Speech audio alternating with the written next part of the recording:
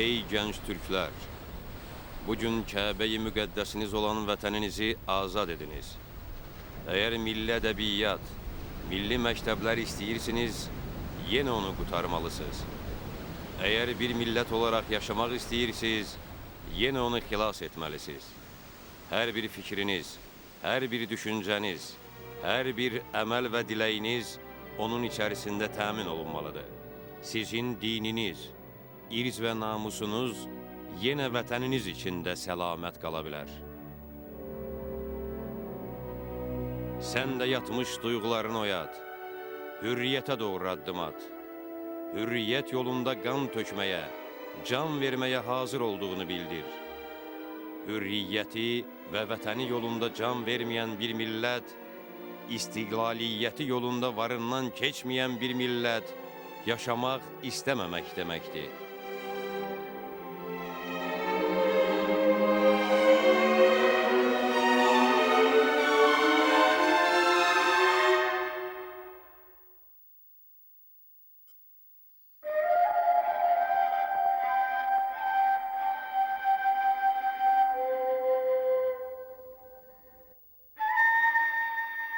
Mübarizələr və müharibələrlə zəngin 20-ci əsrə hələ 2 il qalırdı.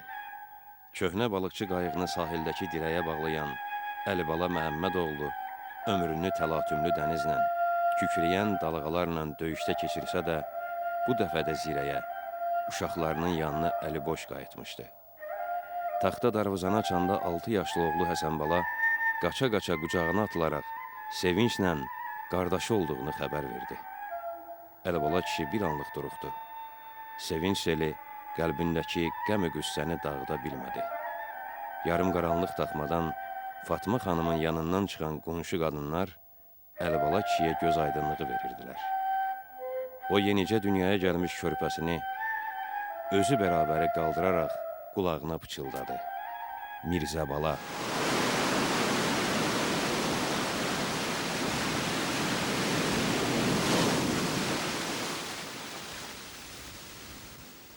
Yayın istisinə və qışın şaxtasına, sazağına sinəsini açmış dəniz öz sərvətini balıqçılara asanlıqla təslim etmirdi.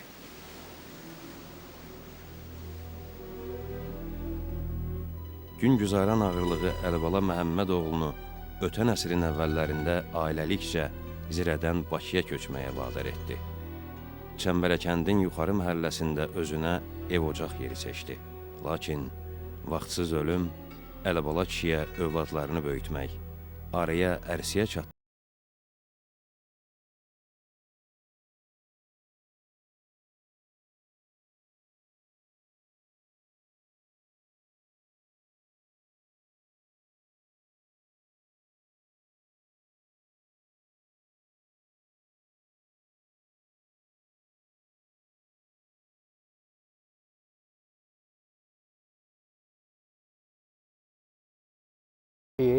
Öz ailəsini Bakının yuxarı hissəsində məskunlaşdırır.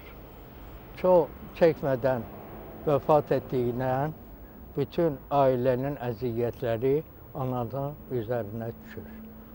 Uşaq Mirzəbala 1908-ci ilin payızında gənc Mirzəbala imtahan verərək Alekseyev adına 6 sinifli 3-cü Ali İbtidai məktəbə daxil olur. Buranı 1914-cü ildə bitirdikdən sonra xeyriyyəçi İsa bəy Aşurbəylinin yardımı ilə 1915-ci ildə Bakı Sənaye Məktəbində oxuyurdu. Elektromexanika ixtisasının sirlərini öyrənən Mirzəbalanın tələbə yoldaşları sonralar görkəmli ədib və siyasətçi kimi məşhurlaşan Cəfər Cabbarlı, Lavrenti Beria və başqaları idi. O jurnalistliyə böyük həvəs göstərir. Görkəmli ictimai-siyasi xadim Məhəmməd Əmin Rəsulzadənin köməyi və təhriki ilə Açıq Söz qəzetində fəaliyyətə başlayır.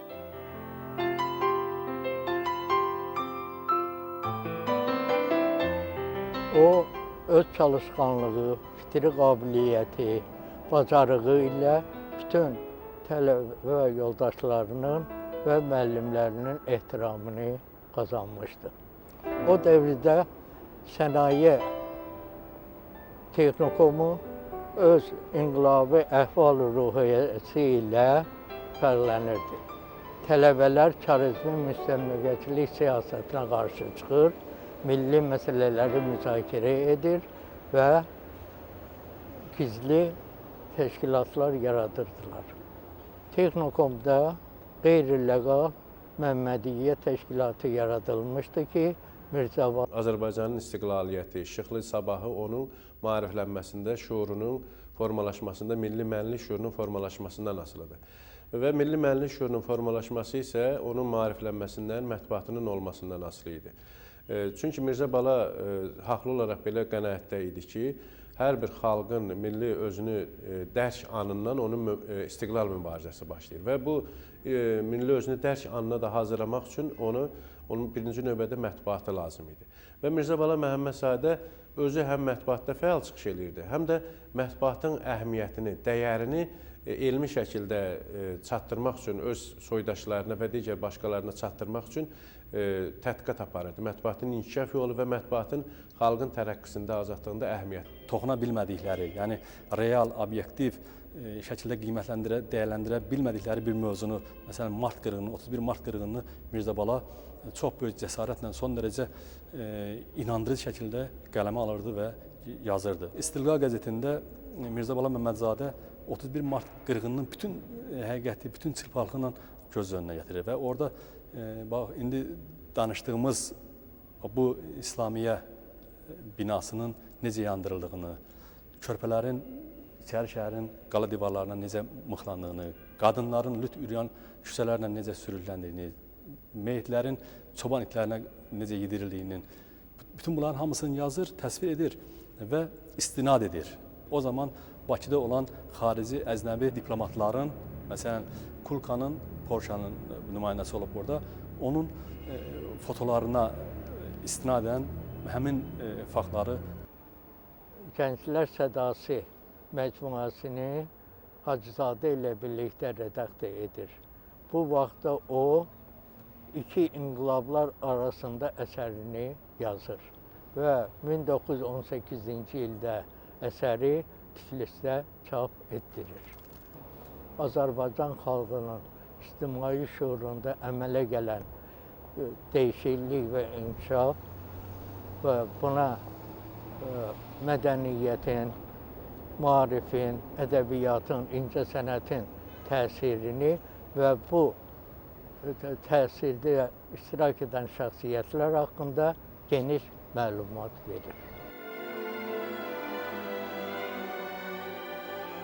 Mirzə Bala Məhəmmədzadənin Tiflisdə çap elətdirdiyi əsərlərindən biri də İki İnqilab arasında kitabıdır. Müəllif məramını kitabın müqəddiməsində açıqlayaraq yazırdı. Arxamızda millətimizin bacarığına şübhələr bəsləyən bir çox qara fikirli ziyalı simalar da iki qismdir. Biri şimal təsiri altında, o biri qərb nüfuzunda olduğundan millətinin həqiqi həyat, istedad və tarixi ilə əsla tanış deyildir. Odur ki, millətimizi biri şimala, o biri də cənuba dartmağa səy edir. Tarix isə kəskin qələm ilə yazır ki, Azəri türklərinin 50 illik müddətində mədəniyyət və milliyyət yolunda göstərdikləri diriliyi Asiya dünyasında Yaponiyadan başqa heç millət göstərməmişdi. Heç millət 25 sənədə milli bir ədəbiyyat, milli bir teatro, milli bir musiqi və milli bir mətbuat yaratmamışdı.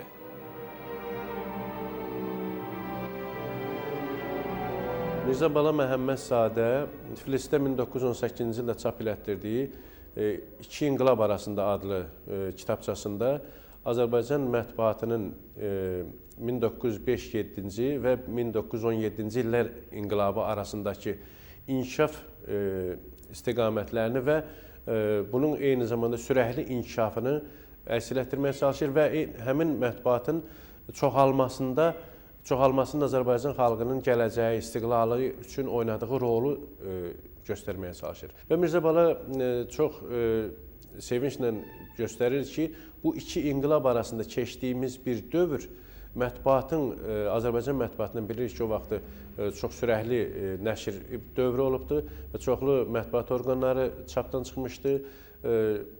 Həyat, İrşad, Molla Nəsrəddin, Füyuzat, İqbal, Açıq Söz və digər başqaları, yəni həm romantik istiqamətdə, həm satirik istiqamətdə, həm də uşaq mətbuatımız, məktəb, Təbristan, Rəhbər və digər başqa mətbuat orqanları nəşr olunmuşdu.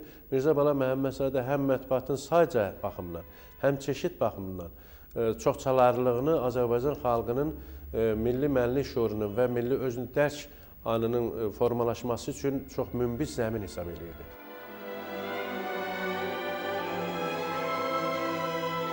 Övlad təəssübkeşliyi ilə Mirzə Bala Məhəmmədzadə Azərbaycanın tarixinə, mədəniyyətinə qara yaxanlara, elmi faktlara söykənərək mətbuatımız, maarif işləri, ədəbiyyatımız, teatromuz, ruhanilər və qadın məsələsi haqqında 20 yaşlı gəncə məxsus çılğınlıqla dərs verir.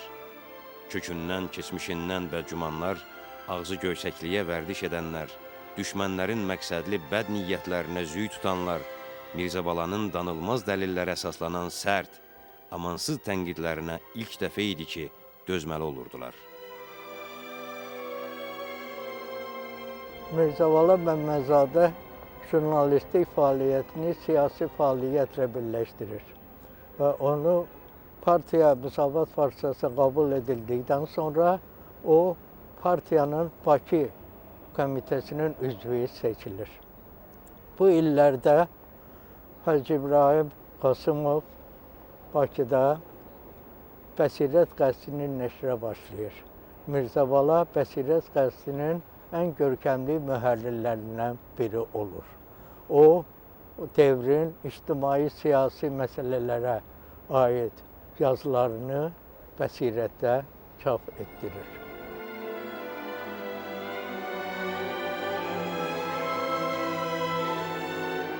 Azərbaycan hökuməti Gəncədən Bakıya köçəndən sonra Mirzə Bala Məhəmmədzadə Gənc Cümhuriyyətin paytaxtına qayıdır.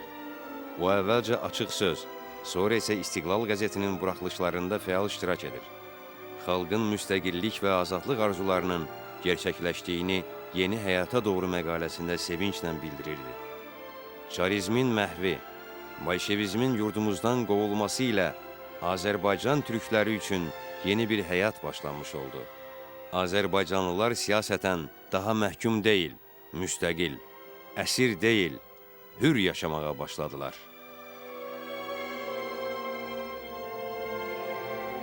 Bakıda 1918-ci il dekabrın 7-sində Azərbaycan Xalq Cümhuriyyətinin Məclisi Məbusanı, parlamenti fəaliyyətə başladı. Mirzə Bala dostu Cəfər Cabbarlı ilə burada stenoqrafçı vəzifəsinə işə düzəlir.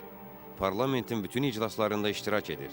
Firqələrin fəaliyyət üsulu, məqsəd və məramı ilə daha yaxından tanış olmaq imkanları qazanır. Partiya liderləri ilə birbaşa ünsiyyət, ayrı-ayrı firqələrin pərdəarxası əməlləri ona zəngin faktlar verirdi. İstiqlal qəzetinin 1919-cu il 12 aprel tarixli sayında siyasi firqələr və istiqlalımız məqaləsində yazırdı.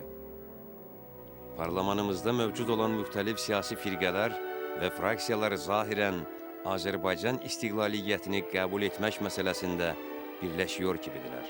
Solu tutmuş sosialistlər də, sağı zəbt eləmiş ittihadçılar da Türk xalqının fikrini şaşırmaq, öz tərəflərinə çəkmək və sonra məqam gəlincə həmin Türk demokratiyasının əli ilə istiqlaliyyətə balta çalmağa, hümmət yerinə dəhşət, ittihad yerinə ixtilaf yaratmağa səy ediyorlar.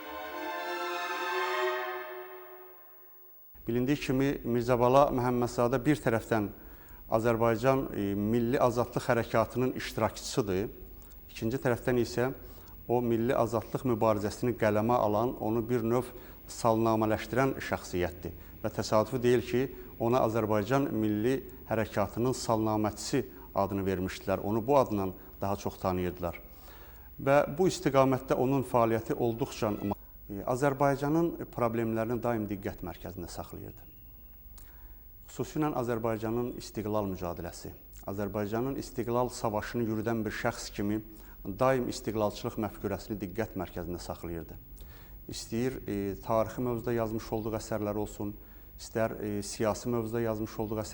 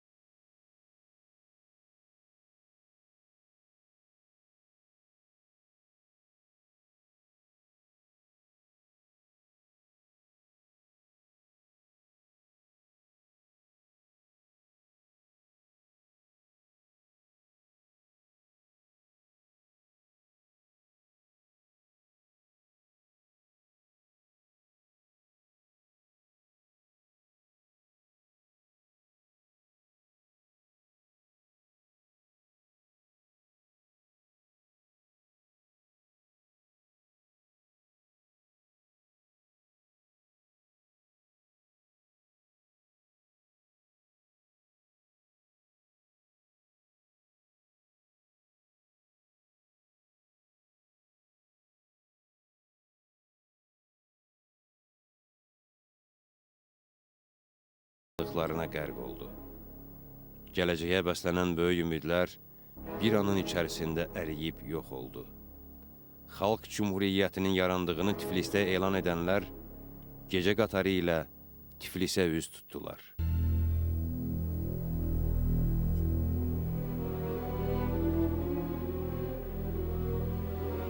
Mirzəbala və məsləkdaşları İstiqlalın ilk günlərində Bakının Sabir, Məşədə Əzbəyov adına kitabxanalarında gənclər arasında təbliğat aparır. Cümhuriyyətin tarixi günlərini qeyd edirdilər. Hətta 1923-cü ilin ortalarına qədər İstiqlal qəzetinin 19 nömrəsini çap edib yaya bilmişdilər. Cümhuriyyətin istilasından sonra Mirzəbala eyni zamanda dostu Cəfər Cabbarlı ilə Azərbaycan Xalq Təsərrüfatı Şurasında tərcüməçi vəzifəsində işləyir. Orta məktəblərdən birində dərs deyirdi. Bu işlər onun istiqlaliyyətin bərpası uğrunda mübarizəsini bir anda olsun ləngidə bilmirdi. Əksinə, ÇK əməkdaşlarının nəzərini ondan yayındırırdı. 1922-ci ildə Azərbaycan Türk mətbuatı mötərizədə gedirdi ikinci at kimi 1875-ci ildən 1921-ci ilə qədərki mətbuatımız. Və bu adından da göründüyü kimi Mirzəbala Məhəmmədzadə İki İnqilab arasında kitabından fərqli olaraq burada Azərbaycan mətbuatının lap iki əsrlik, yəni iki əsrdə davam edən, özünə qədər, kitabın çapına qədər davam edən nəşrlərini əhatə eləməyə çalışırdı. Əkinçidən başlayırdı 1875-ci ildən, əkinçinin ənənələrinin Ziya Qafqaziyə və Kəşkül tərəfindən davam etdirilməsi məsələsindən başlayırdı və sonra Şərqi Rus və bir də 17-ci ildən sonraki daha 21-ci ilə qədərki mətbuatımız, yəni həm də Cümhuriyyət dövrü mətbuatımız. Və burada tədqiqatın həcminin və əhatə elədiyi zaman miqyasının genişliyi də Mirzəbalanı öz fikirlərini, mətbuatın rolu barədə fikirlərini daha geniş şəkildə izah eləməyə imkan verir.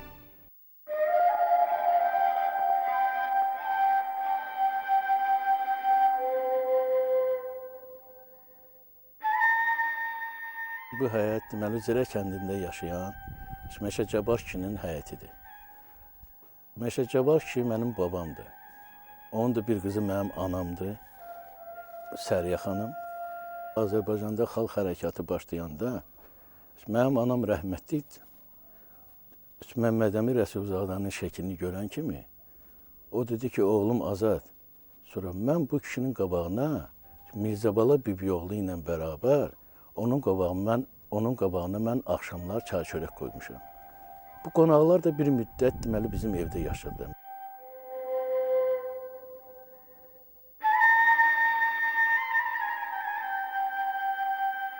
Məhəmmədzadə 1923-cü ilin payızında doğma Zirə kəndindən uzaqlaşarkən inanmazdı ki, bir daha vətənə qayıtmayacaq. Bir daha böyük qardaş Əhsən balanı, onun şirin şəkər uşaqlarını görməyəcək. Bayıldan sevib seçdiyi gözələ bir daha ürək sözlərini üz-üzə dayanıb söyləməyəcək. Ondan bir daha görüşməyəcək.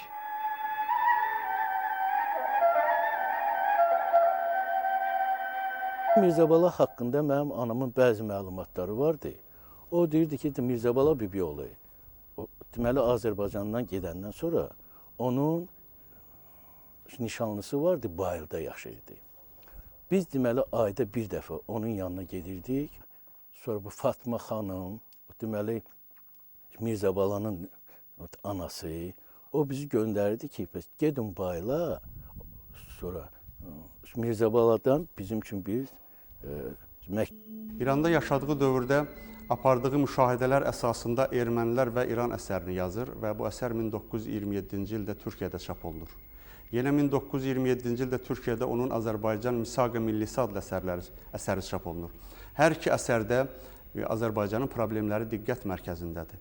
Ermənilər və İran əsəri bugün erməniliyin çözülməsində, bu problemin həllində ən aktual məsələləri ortaya qoya biləcək dəyərli qaynaqlardan hesab olunmaqdadır.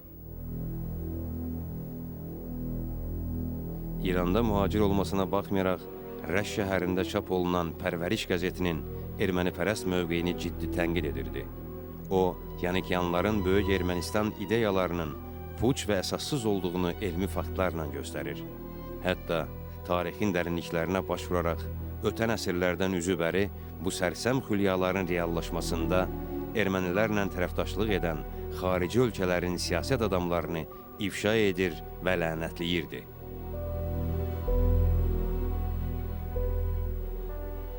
Mirzə Bala Məhəmmədzadə mühacirət həyatının İran dövründə yazdığı məqalələrin bir qismini ədəbiyyatşünaslıq məsələlərinə həsr edib. Onun Yeni Qafqasiya məcmuəsində çap etdirdiyi Azəri Türk ədəbiyyatının dünəni və bugünü, müasir Azərbaycan şairləri, milli dastanlarımıza dair silsilə məqalələri, faktlara yanaşma tərzi, müqayisəli təhlil bacarığı, ümumiləşdirmə prinsipi etibarilə diqqəti özünə çəkir. Azəri Türk ədəbiyyatının dünəni və bugünü məqaləsində İstiqlal və İstila dövrünün ədəbiyyatı, sənət əsərləri sərf nəzər edilir. Sabir, Hüseyn Cavid, Hadi, Cəfər Cabbarzadə yaradıcılığı yüksək dəyərləndirilir. Mirzə Bala Məhəmmədzadə İranda çox yaşaya bilmir və o 1927-ci ildə İstanbula köçür. Öncə Yeni Qafqasiya, sonralar isə Azəri Türk 1928, Odlu Yurt 1929-1930 məcmuələrində çalışan Mirzə Bala Məhəmmədzadə İstanbul Universitetinin Hüquq Fakültəsinə daxil olur. Eyni zamanda İstanbulda fəaliyyət göstərən Azərbaycan Milli Mərkəzində mətbuat məsələlərini himayə edir. Milli Mərkəzin ideyalarını Avropada yaymaq məqsədi ilə 1932-ci ildə Mirzə Bala Varşavaya köçür. Uzun müddətli tədqiqatlarının nəticəsi olaraq Milli Azərbaycan Hərəkatı monoqrafiyasını 1937-ci ildə bitirir və bir il sonra Berlində nəşr etdirir.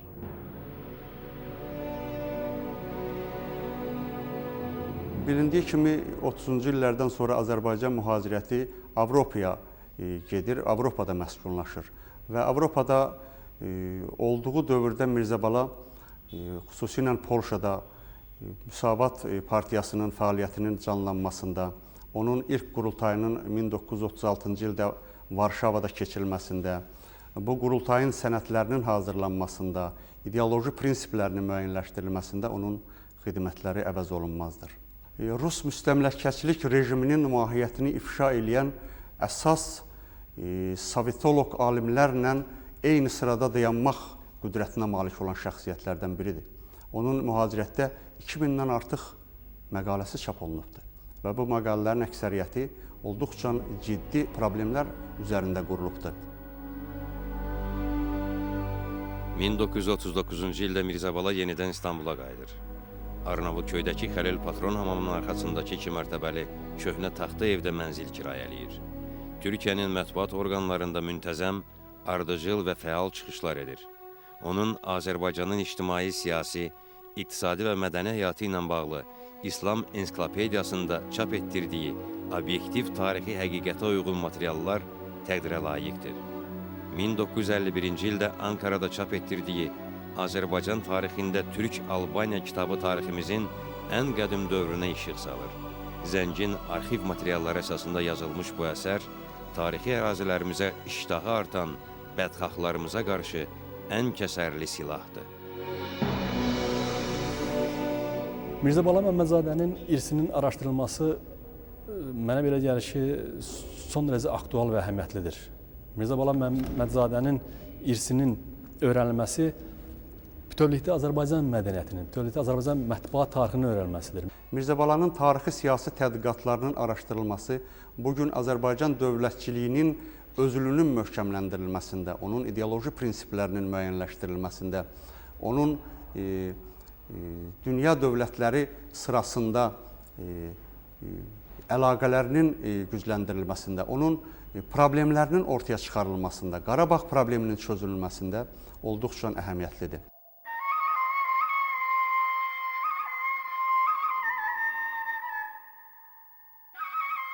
Mirzə Bala harda yaşamasından asılı olmayaraq evə məktublar göndərirdi.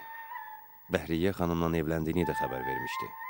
Lakin övladı yox idi. Qardaşı Həsən Balanın uşaqlarının adını Eldəgiz, Oğuz, Çingiz qoymuşdu. İstəyirdi böyük türk övladlarının yolunu seçib adını yaşatsınlar.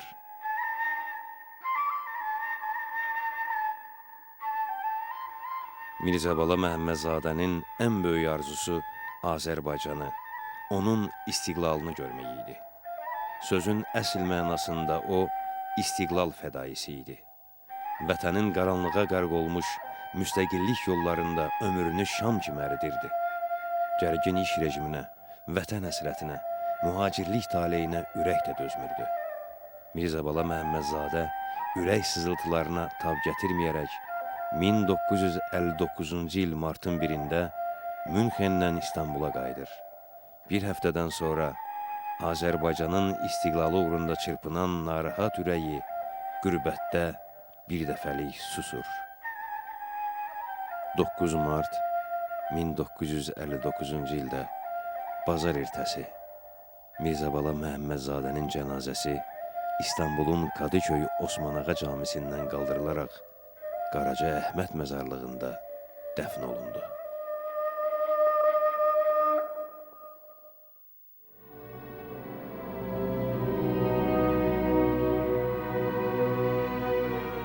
Azərbaycan dedin də Azərbaycan eşitdin. Yurd uğrunda yanmağı nə zövqlü bir iş etdin. Yurd oduna qovruldun, özünü dilriş etdin. İllər ilə gözündə ayrılıq zəhri axdı. Ey Azər balası, səni hicranlar yaxdı. Düşündükcə yurdunu yad ellərin əlində, təhəmmülün qalmadı canım qutluq elində. Yuvarlandın, çırpındın bu istirab selində, yurda dönük gözündə hicran selləri axdı.